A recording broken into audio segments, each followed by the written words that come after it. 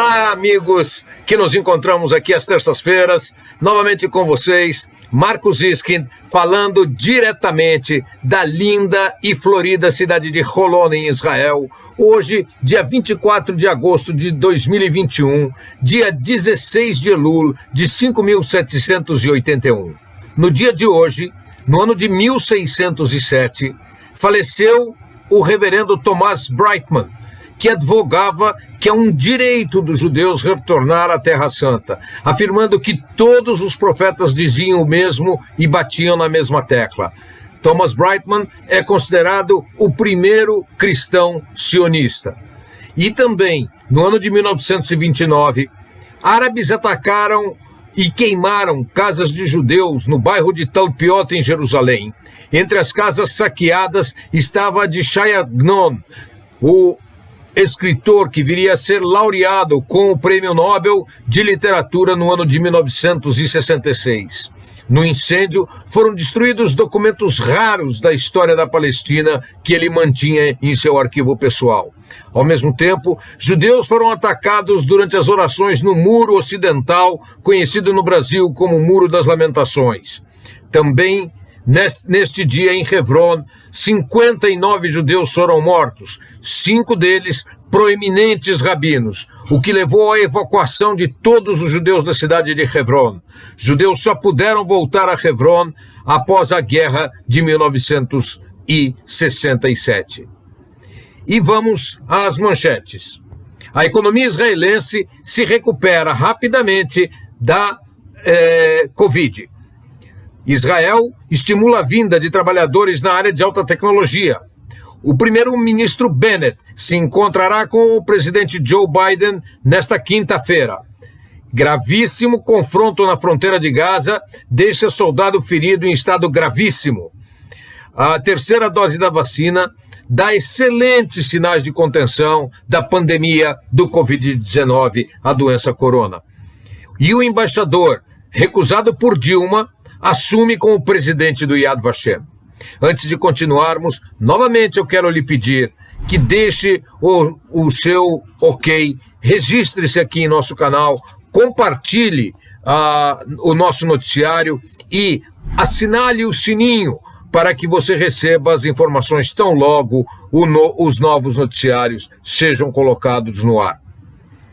A economia de Israel mostra surpreendente recuperação após um ano e meio de contração em função do Covid. O nível de desemprego, que chegou a 28%, vem caindo rapidamente e está agora em 7,5% e deve seguir caindo em função do imenso número de vagas abertas, principalmente nas áreas de restaurante, motoristas de ônibus e alta tecnologia. A economia local cresce vertiginosamente. Houve crescimento de 36% na venda de veículos e de pouco mais de 18% na exportação de bens e serviços, principalmente na área de alta tecnologia. Este revigoramento rápido traz consigo um aumento da inflação. Em julho, a inflação atingiu 0,4%, que é muito superior ao estimado 0,3%. Caso as condições atuais permaneçam, poderemos atingir durante este ano a inflação anual de 1,9%, que será a mais alta em Israel desde 2013. O shekel israelense segue sendo uma das moedas que mais se valorizaram no mundo, o que barateia as importações e ajuda a explicar a alta demanda por veículos, geladeiras, aparelhos eletrônicos e outros bens trazidos do exterior. Os salários na área de alta tecnologia em Israel estão bastante altos. A área de alta tecnologia emprega hoje cerca de 10% dos trabalhadores de Israel. Porém, esses 10% são responsáveis pelo recolhimento de 25% dos impostos de renda no país. Cerca de 15% do produto interno bruto de Israel deriva da área de alta tecnologia e 43% dos produtos exportados por Israel são gerados pela indústria de alta tecnologia. No entanto, há uma imensa falta de trabalhadores para o setor em constante crescimento. Um relatório da Israel Innovation Authority do final do ano passado aponta a existência de 13 mil postos de trabalho em aberto na área de alta tecnologia, o que eleva os salários e gera constante roubo de profissionais de uma empresa para outra. Houve uma melhora nos últimos anos, mas a dificuldade de conseguir bons empregados é uma ameaça ao setor de tecnologia do país. Agora, a ministra de Ciência e Tecnologia, Orit Farkas-Cohen, pressiona para criar um programa que atraia trabalhadores estrangeiros de tecnologia para Israel para aliviar as faltas no setor.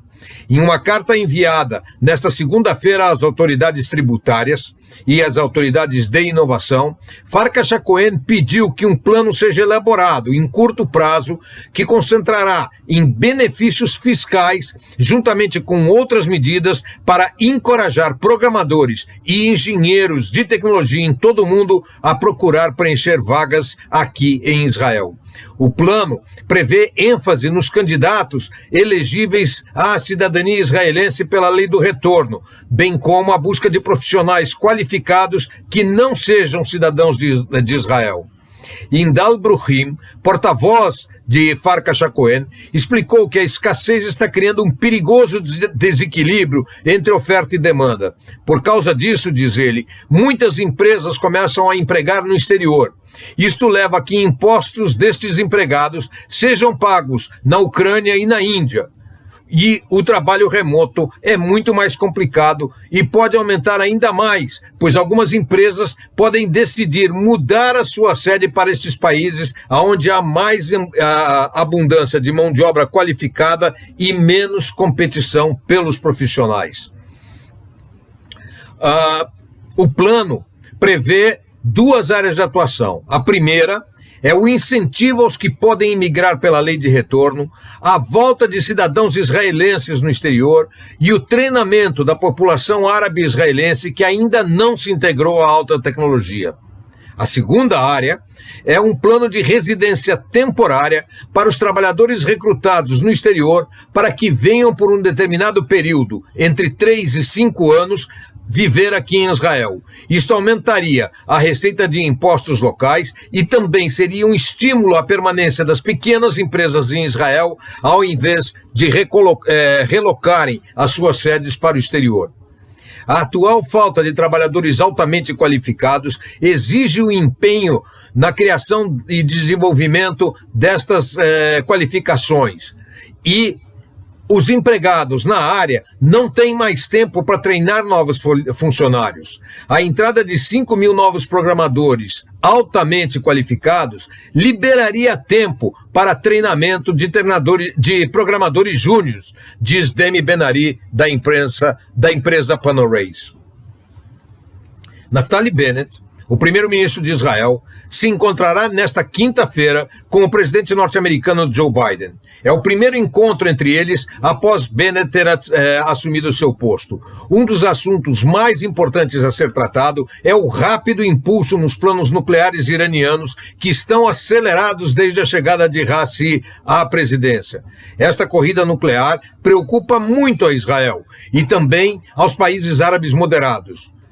O Irã tenta evitar que o assunto nuclear tome proeminência e, para isso, atiça a faixa de Gaza a criar problemas para Israel. Assim, 24 horas antes do encontro entre Bennett e Biden, o Hamas fará uma imensa passeata na fronteira. Na semana passada, uma passeata levou a confrontos com feridos graves em ambos os lados. O Irã tem interesse num acirramento das tensões, o que poderia levar a conversa a se centrar em Gaza ao invés do Irã.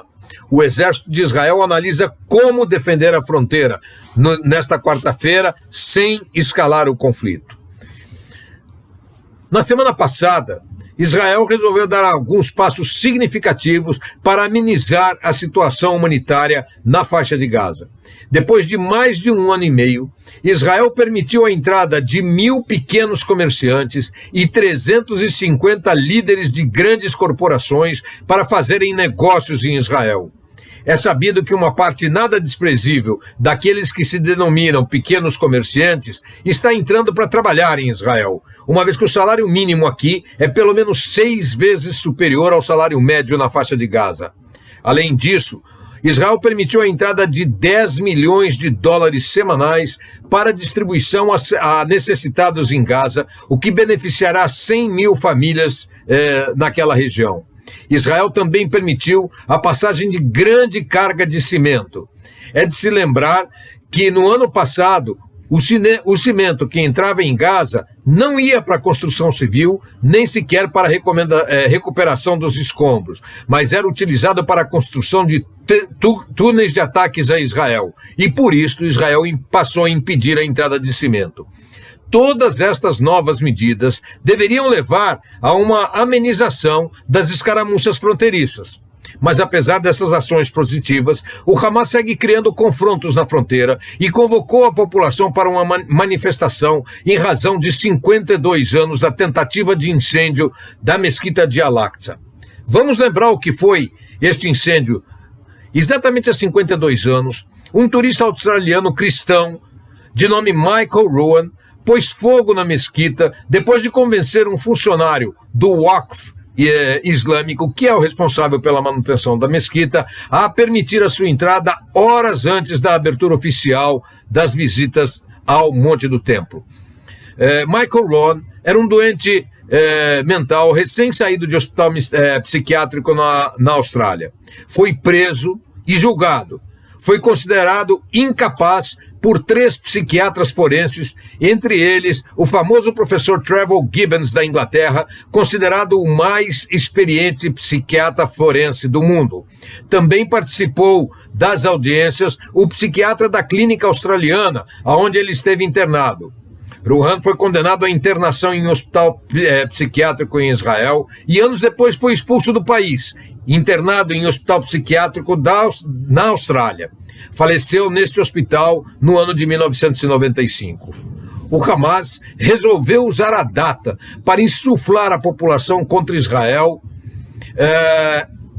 esquecendo intencionalmente do fato que o perpetrador do incêndio era um cristão australiano, doente mental, que nada tinha a ver com Israel ou sequer com os judeus.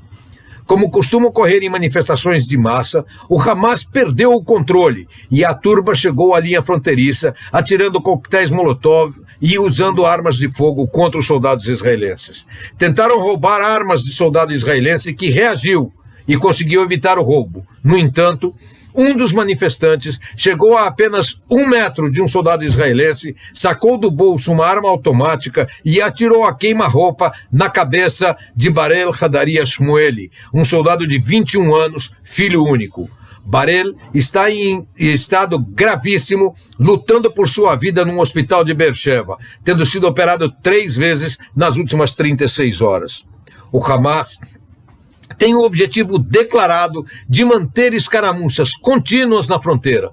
Eles convocaram as outras facções de Gaza para voltar a enviar balões incendiários e para criarem explosões noturnas na área de fronteira, de modo a apavorar os residentes israelenses, não lhes permitindo dormir à noite e criando terror, principalmente nas crianças.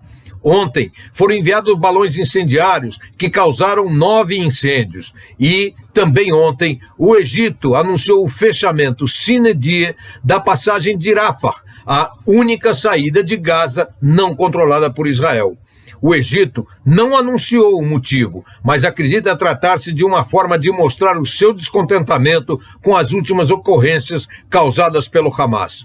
O exército israelense abriu fogo contra a faixa de Gaza às 23 horas e 30 minutos em retaliação aos balões que causaram incêndio em Israel e conseguiram destruir uma fábrica de artefatos militares do Hamas. O Hamas anunciou hoje mais uma manifestação na fronteira amanhã, um dia antes do encontro entre o primeiro-ministro Bennett com o presidente norte-americano Biden. O exército israelense já anunciou que não tem interesse em confronto, principalmente na véspera de reunião tão importante. Além disso, na semana próxima, Bennett está convidado a visitar o Egito E Israel deixou claro que, apesar da sua disposição em não escalar o conflito, não será permitido a aproximação a menos de 500 metros da fronteira, e já há quem diga que se o Hamas seguir com atos e provocações terroristas, um novo confronto bélico pode ocorrer na região. E agora falemos sobre a corona. Um mês depois do início da campanha de reforço da vacina Covid-19, Israel está vendo sinais de um impacto positivo na luta contra a variante Delta, que se espalhou rapidamente. A Delta atingiu Israel em junho, final de junho, quando o país colhia os benefícios de uma das campanhas de vacinação mais rápidas do mundo. A economia já estava aberta, a maioria das restrições estavam eliminadas.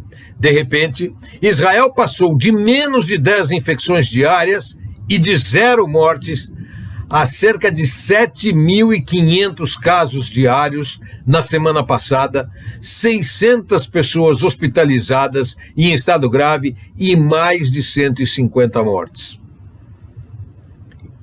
Nos últimos 10 dias, a pandemia está diminuindo, principalmente entre as pessoas acima de 60 anos. Isto porque, em 30 de julho, Israel foi o primeiro país a administrar uma terceira dose da vacina a pessoas com mais de 60 anos.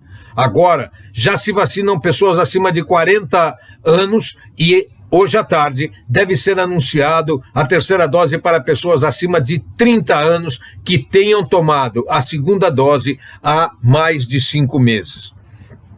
Análise preliminar de dados mostra que a eficácia da vacina cai com o tempo, mas também mostra que a terceira dose aumenta os anticorpos a níveis muito superiores aos conseguidos logo após as 2 primeiras doses.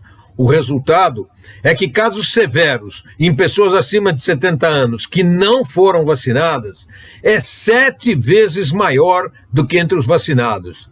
Doron Gazit, da equipe de estudos do Covid-19 na Universidade Hebraica de Jerusalém, assinala que essa proporção deve subir ainda mais. Entre os que têm mais de 50 anos, os não vacinados em casos complexos são 4 vezes mais numerosos do que os que sim foram vacinados. O ministro da Saúde é bastante cauteloso, mas espera que o resultado da terceira dose evite um novo lockdown da economia. A prova de fogo virá na próxima quinzena. No dia 1/9, reiniciam-se as aulas com concentração de crianças nas escolas e dos pais nas imediações das escolas. No dia 6 de setembro, começam a longa série de festividades do Ano Novo, do Dia do Perdão e da Festa dos Tabernáculos. É nesta época que acontecem as grandes reuniões familiares, os jantares em família, as grandes orações nas sinagogas superlotados. Todos aqui estarão rezando muito pela eficiência das medidas governamentais e da dose de reforço que está sendo ministrada. Dani Dayan é um político israelense, residente em Maale Shomron. Se destacou por defender os interesses dos residentes na margem ocidental, também chamada de Judéia e Samária, ao mesmo tempo em que se engajou em grupos pela convivência árabe-israelense durante muitos anos. Ele foi designado embaixador de Israel no Brasil, porém a então presidente Dilma Rousseff se negou a receber as suas credenciais durante 7 longos meses que ele permaneceu no Brasil. Logo depois, ele foi nomeado cônsul-geral de Israel para os estados de New York, New Jersey, Pensilvânia, Delaware e Ohio, e serviu nos Estados Unidos por 4 anos. Dani Dayan acaba de ser nomeado presidente do Yad Vashem. O Yad Vashem é conhecido como um dos museus mais importantes e impactantes do mundo, mas a instituição é muito mais que um museu.